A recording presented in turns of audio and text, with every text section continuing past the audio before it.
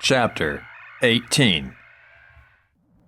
It took me a long time to understand that winning a war often has nothing to do with ending it, for governments at least.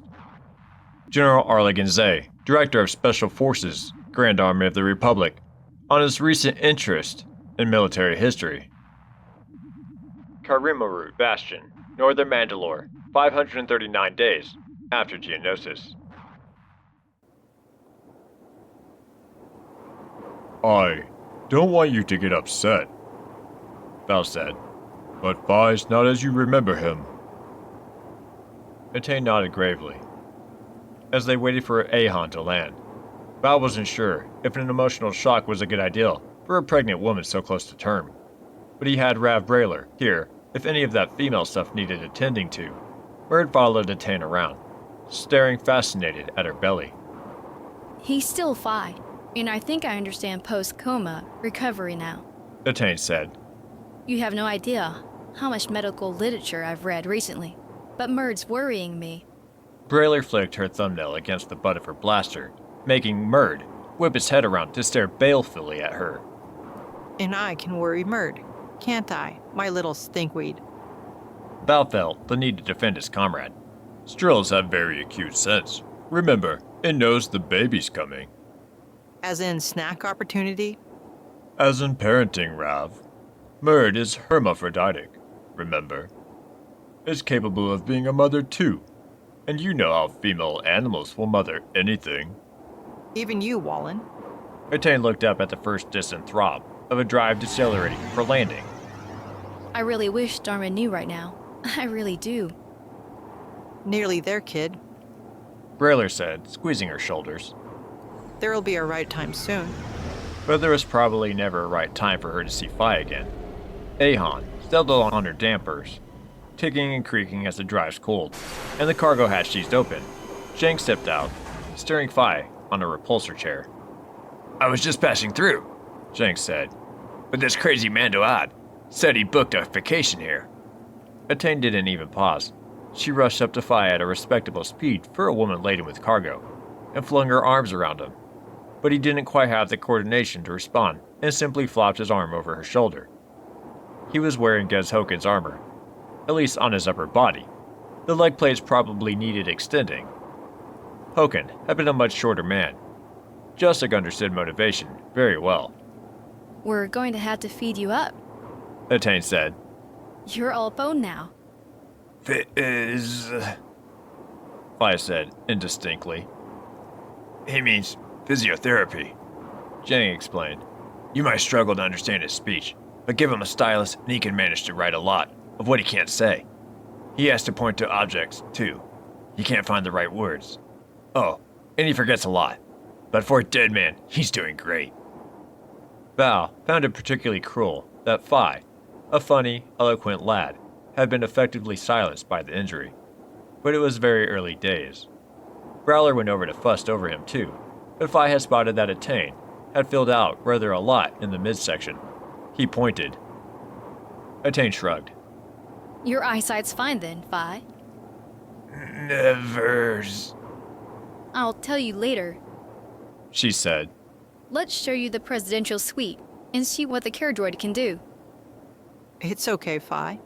Brailer took over. I'll be around, or else my sister's kid will.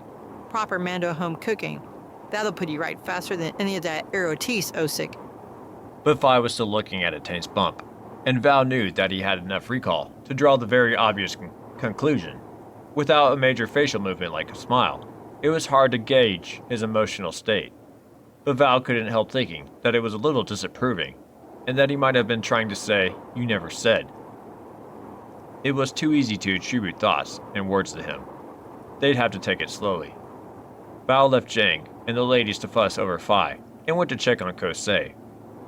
Murd, back in its native environment, looked to him with a hopeful expression that begged permission to do what it enjoyed most, hunting. Okay, Murdica. I have to see Kosei anyway. Val pointed toward the trees. Oya! Oya, Murd. The Strill shot off at a high speed and disappeared into the pocket of woodland to the north, and Val went on his way. The Bastion had started to acquire a routine, like a real homestead. And now that Val, Scarata, or one of the Knolls was around much of the time, Growler was getting on with overseeing the building work for Scarata. It was definitely feeling Yaimla, and was a much bigger complex than Val had first thought. Land was still free on sparsely populated Mandalore, as long as you didn't want to cram into Caldabe. Up here in the north, a clan could spread out. But I'm not part of this. I'm just passing through, understood? The only part of the Bastion that didn't have that feeling of busy, wood-smoke-scented warmth was Kosei's quarters, where it felt as if she created an exclusion zone that was every bit as unwelcoming as Topoka City, without managing to be clinical, white, or shiny. She seemed to be draped over her desk. Kaminoans, all fluid elegance, didn't bend. They curved. With her head lowered, as she made notes, she looked as if she might droop completely. How's it going? He asked. Another day when I lament the lack of data from my last year's work. But if you mean, have I recorded more information on regulating the aging genes? Let's not insult each other's intelligence. I do. Then I have. Well, my question's not about that. It's about motive. I still don't understand why you're withholding this information, because you've never made demands. Wrong end of the scope, possibly. Perhaps it's because I want to stay alive, as long as possible, in the hope that something in the circumstances will change, and I can resume my work unmolested. Chancellor Palpatine bothered you most, didn't he? That's what made you go into hiding. Anyone who carries powerful technology has a responsibility not to hand it to those who'll misuse it. I can sense you're not from Rothana, somehow. It depends on your definition of misuse. Kosei never looked quite as imposing as she had on Kamino, and it wasn't just the limited wardrobe now. Exile was eroding her resolve. There might come a time when she simply caved in. But might I ask why it's so important to you to restore normal aging to these clones? You're not an irrational, emotional man like Scarata. Is it a commercial venture for you? Am I going to rush to Arcania with it and invite bids? No. No commercial value except to those interested in subverting genetic rights management, who tend not to be those best, able to pay anyway. Curiosity, then, or to prove your interrogation skills? No, it's because it's unfair to deprive them of a full life. Crushing the weak is the hallmark of a small mind. The Jedi said Scarata wouldn't sell the data either, and would probably destroy it after he made use of it. That's Cal all right, Val said. All he wants is to put his boys right. Val tried to work out what was going through her mind, but even after years among Kaminoans, and getting to know this one better than he ever imagined he would, he reminded himself that using human motive as a basis for understanding them was probably a mistake. Apart from pride, he couldn't map human concerns onto Kaminoans. The mismatch was probably what made Maril think they were devious. I'll be going then, he said. See what Marge dragged back from the woods. You will let me know when the Jedi has her child, won't you? Oh, you'll probably hear it all over the Bastion. She promised me a tissue sample. No, Val didn't think that Kosei was offering to knit booties. When he got back to the central area, he could see Murd was busy at some frantic activity in the field outside.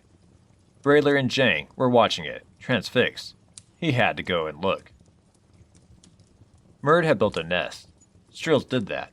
Not only had it built a nest for the mother-to-be, but it had also stocked the larder, a huge dead mangled chatchoul, laid to one side of the beautifully arranged coils of dry grass. It's the thought that counts, Jang said. Brayler laughed. That's the cutest thing I've ever seen. She said.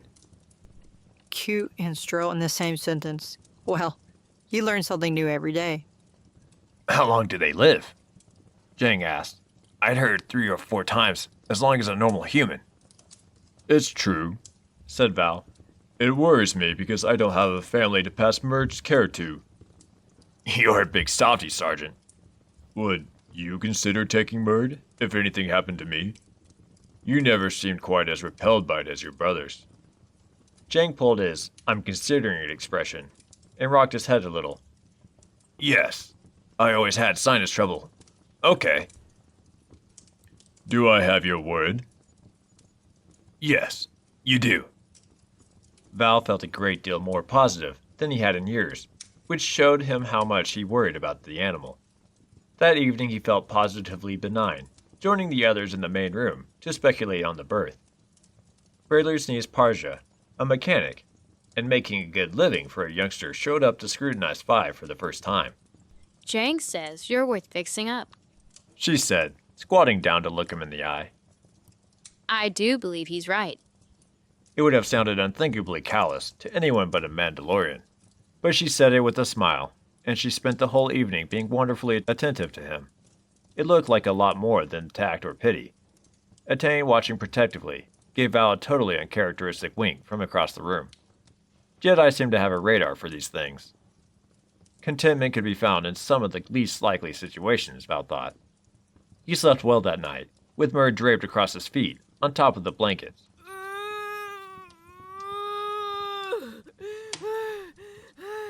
It was only the sound of a woman in labor that woke him. And just 6 hours later, Venku Scarata was born, arguably the most wrinkled and angry-looking of babies. Brayler and Parja studied Venku unsentimentally. Kandosi, Brayler said, taking the baby in her arms. that's a very healthy boy. Val reflected on the kind of future Venku might face, or make for himself, and handed Attain his comlink.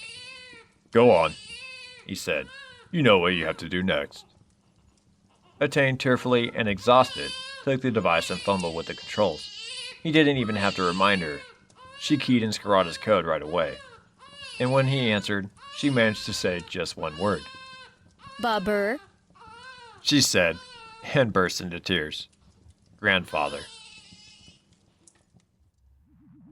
Karumaru Bastion, Northern Mandalore, 541 days after Geonosis.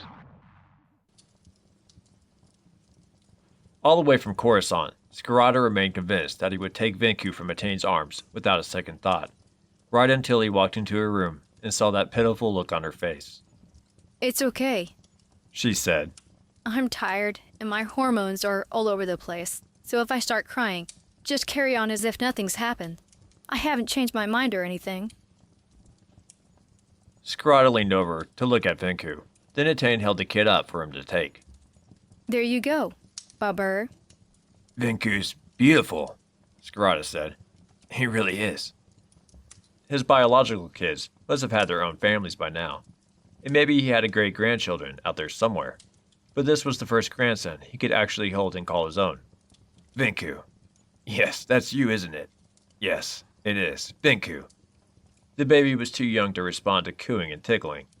Scarata settled for just holding him like fragile crystal, one hand supporting his tiny head. At least he remembered the drill. He's perfect, Attain. You did well. I'm so proud. It's nice to be able to roll over in bed again, without getting stuck. She said tearfully. You really need some rest, Adika. This isn't what I thought I'd feel, any of it. She sounded just like Ippy. His late wife said it wasn't the way they described it, in the family holozines too. Given the massive upheavals that Attain had been through in the last year, the fact that both mother and child had survived was astonishing. There was a lot to be said for Jedi blood. Maril walked in and peered over Scarata's shoulder. He's very quiet, isn't he? They sleep a lot at this stage. You reckon? Attain said warily. Venku looked like an average baby with nothing remarkable about him, except perhaps his head of fine, wispy dark hair, and that ordinariness was the most wonderful thing Scarata could imagine. It was a long time since he'd picked up a newborn and been stunned by it, and it broke his heart that Darman couldn't be doing this instead. I was wrong. Shab, was I wrong? I can't keep the lad from his son. You don't have to go through with this, Scarata said. I know what I said before, but you could just raise him here if you leave the Jedi Order. Rav's around. We're all passing through regularly. You could even go to Caldabe and have plenty of neighbors around you. But what about Dar? She asked. I need to rethink this. I don't want to be sitting here worrying while he's fighting, Cal. Women with small kids do that, Attain. It's hard being the rear party to a man at the front, but they do it. It's different when I'm serving. I feel like I've got some control over the situation, even if I haven't. And who needs you most now? Scarada couldn't blame her for dithering and changing her mind. He'd had kids of his own and adopted a lot more. But even he found the world was a different place once the child was there in front of you. It changed everything. And Attain didn't seem like the naive and well-meaning Jedi who enraged him so for thinking it was a good idea to give Darman a son by omitting to tell him that she was taking risks. She was a small, thin kid who looked wrung out from the pregnancy, and whose only mistake was to be born with the wrong set of genes in a world that forced a destiny on her from birth. She was just like Darman. He could never blame her now. You haven't asked me something. She said. Birth weight? Don't you want to know if he's strong in the Force? Scarada trod tactfully. He found he was determined not to think of Vinku as a Jedi in waiting. That could never be allowed to happen. Is he? It's not a given, is it? No, it's not. But he will be a Force user. It depends on how he's trained to handle it. She might have been having second thoughts about his future. All she'd ever known before the war broke out was a Jedi clan for a family. Stress can make folks default to what they knew best. And who's going to train him? I will. I might regret taking away his choice to be a Jedi, but I'd rather offer him the wider world. There were times when she really looked like a Jedi, the same way Jessic did, simultaneously both child and ancient sage. Swathed in those dull brown and beige robes, Scarada tried to imagine her like a normal young girl of her age, doing mindless fluffy things like worrying about fashion, and felt agonizing guilt for the harsh things he said to her when she told him she was pregnant. He was glad she did it. Darman had a son. It was going to kill her to stay away from her baby, though, and to cover up the fact that she'd given birth. He'd been so sure it was right for Darman not to know about Vinku until he was ready for the news. But now, he wasn't so sure. It took away his chance to name his own son. So where does that leave me? And Vinku was a blend of Force-using Jedi and the perfect soldier, a valuable commodity. Kosei's continued cooperation was being bought with a vial of blood and tissue. There was nothing that Audiobook could ever do with it, but she wanted it badly. Scarada was going to hand it to her. Atika, let's pick our moment and tell Darman, he said. Let's see if he's up to it. I'll know. But I'm not sure how I'm going to face him after lying to him like that. I'll tell him the truth. I made you do it. But you are right, Cal. It's already a dangerous situation, whatever I do. There's no way around it. Attain held her hands out to take Vinku again, and settled them into the crook of her arm. Once even a few folks know what his parentage is, the trouble starts. Unless both Dar and I desert. That is. And he won't do that. She wiped the baby's mouth. I don't think I can either. I can't play happy families while this war is going on. Not like that anyway. Scarada saw her point, and wondered how he'd react in the same position. Fi knows now. Yes, but he's not exactly in a position to blurt it out to anyone. I'd better talk to him. I don't think he understands why I didn't tell Dar. Leave it to me. First things first, though. Kosei. Scarada hadn't seen her in a while, and when he and Maril walked into the mobile laboratory unit that she'd finally deigned to use, she reminded him of someone wasting away who managed to muster a little strength to greet a friend. But there was nothing friendly about her. She was just anxious to play with that sample. But she must know she can't ever make a super soldier out of it. Imagine being so hungry for knowledge that all you want to do is find out, even if you'll never use it. Scarada wasn't taking chances. If she escaped from Camino, then she could try to make a run from here, even now. From the moment she took that sample out of his hands, she was locked in and under surveillance. I hear the baby is healthy and well. She said. Yeah. Scarada held up the vial. Now you tell me how healthy. I don't even have to test for abnormal aging, Sergeant. She said. Any engineered genes inherited from his father will be designed to be recessive, and those occurring naturally in the Fed genome have been chemically regulated. Apart from an exotica inherited from his Jedi mother, the baby will grow up normally, unless he's been very unlucky in life's lottery. You make it sound so wonderful. Scarada looked at the vial. And you've had a good rummage around Attain's genome, I take it. Yes, fascinating. So this cocktail just tells you how they interact. Not just. This is the most fascinating part of all. And Vinku didn't need it. Scarada could walk away now, if he believed her. But he had to take her tests on trust, too. He was no geneticist. Muriel nudged him. Kosei kept her word before, and it's not as if it can do any harm now. Scarada wasn't sure if Muriel was playing nice policeman, nasty policeman with the Caminoan, but he handed over the sample. Have fun, he said, and they left. The bastion was taking shape. Brayler's droids had built a sheltered circular atrium off the main hub, with a roof that slid back on days when nobody cared what could be spotted from the air. It was ideal for an open-air roast. I say we get started on butchering that shatual, if Rav hasn't already prepared it. Marika. Perfect celebratory meal. If we had the whole clan here. You said clan? That's what it is, isn't it? Indeed it is, Burr. Muriel smiled. The war will be over one day. It'll be over for us, Scarada said, and the rest of the galaxy can do what it wants. In the meantime, I need to make friends with someone reliable who's worked at Arcania Micro. But not before we roast a little Shachul, eh? Muriel smiled. I'm an uncle now. I have to do things right. Uncle. Bavodu. It was a lovely family word. This was where the future all began. These days, Scarada was certain, marked the beginning of hope for his boys, for Mandalore even. Yes, Arcanian Micro could wait a few hours longer.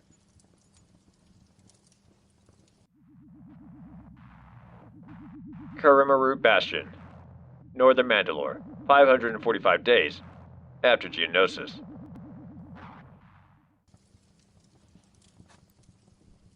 How do Mandalorian women transport their babies? Atane asked. I'm pretty sure they don't travel with this amount of kit, just for a few hours. Jaunt down the Hydian Way. She couldn't actually manage the bag of diapers, milk, and changes of clothing. To think she'd once carried an LJ-50 conch rifle into battle. Now she was drained and empty by simply lifting a travel bag and forced to resort to a repulsor assist. Brayler had one last peek at Vinku. Backpack. She said. But under the circumstances, I'd say cheating is fine. Remember, Mandoad don't enjoy pain and hardship. We're just better at putting up with it than the Eratis. Be kind to yourself. This isn't an endurance contest. I'll be back as often as I can. Anytime, Bodica. You certain you want to go through with this? Back in barracks? I can always change my mind. Well, try it as it sounds. We're here. I just hope Dharma's ready for the whole thing. Brayler craned her neck to look through the narrow window slit. They're wonderful lads, but they can't help being naive in some areas. Of course, the Knolls got the idea fast. Except maybe Ordo. What are you looking for? Parja and Phi. She's making him walk today. His bounce is shot to Heron, but she's got handrails set up. Droids on standby. You name it. That girl never quits on a repair. Or orphan unit chicks. Atane still saw what Phi had and then lost. Once a perfectly made, supremely fit man. Now one who struggled to have a basic conversation, forget where he was, needed help to eat, and was learning to walk properly again. Parja, never having known that perfect Phi to use as a benchmark, just saw who he was now, and appeared to find that he struck a chord in her. She seemed tireless in her devotion. I wouldn't cross these people, but if I had to choose who to trust if my life depended on it. But she had chosen, and had not been disappointed. I'll go say goodbye to Kosei. Atane said. It still sounded utterly unbelievable to her, as if this was just a neighbor she had to humor for harmony's sake. It was sobering to think how normal even the most repellent beings could seem if you inured yourself to their ways by spending time with them. Darkness crept up quietly on the unwary. I wonder what genetic goodie I can think up to keep her amused and cooperative. Brayler resumed her business as usual tone again. You know Cal's going to have to shoot her one day, don't you? I suppose I do. Personally, I'd do it now. Take the files you have to another clone master and trade it with them, because they all know how to age clones fast at some stage. Or just haul the Shepherd down to Arcania and let them shake it out of her for you. Brayler placed a large floppy parcel in Atane's straining bag. If she knows anything worth having, that is. That's the shachul, by the way, roasted and sliced. Share it with Darman and the boys. Right way to celebrate the birth of a son, even if you can't tell them yet. Atane walked around the outside of the bastion to Kose's laboratory. Vinku held close to her, and caught sight of Parja guiding Fi between two fence rails. Fi fell over. Parja hauled him up with the aid of a droid, and they started over. Fi had once left an impression in the Force of resentment and bewildered loneliness, constantly wondering why he couldn't have the freedom and companionship in life that every other being around him seemed to have. But when Atane reached out in the Force to see what he radiated now, the mix was different. Scared, confused, and seeking his old self. But the loneliness had all but vanished. At last, Fi no longer felt alone. He paid a terrible price to reach that state, but he seemed more at peace than he ever had. The Force balanced his books in strange ways. Holding Vinku in her left arm, Atane rapped on the doors. Kosei, it's Atane. Can I come in? It was just diplomacy. The locked door was key-coded, and Atane could come and go as she pleased, but there was no point rubbing Kosei's nose in it. Seeing Vinku might chip away further at her resolve. Kosei? There was no answer. Atane had a sudden cold panic. The Kaminoan had fled with the tissue samples. Don't be stupid, she can't escape. She's just engrossed in something. Atane keyed in the code and walked in anyway.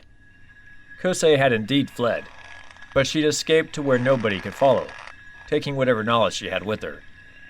She hung lifeless from a noose slung over one of the crossbeams. Atane put her hand to her mouth, but she didn't scream. She'd seen far too much on the battlefield to react. I know the drill. I'll call Cal. Oh no, no, no. She found herself cursing in a sobbing voice, under her breath as she summoned Scarada by comlink, and glanced at the note on the datapad that lay still illuminated on the workbench. Thank you, Atane. It was fascinating. Once more, Kosei, geneticist without equal, had the last word.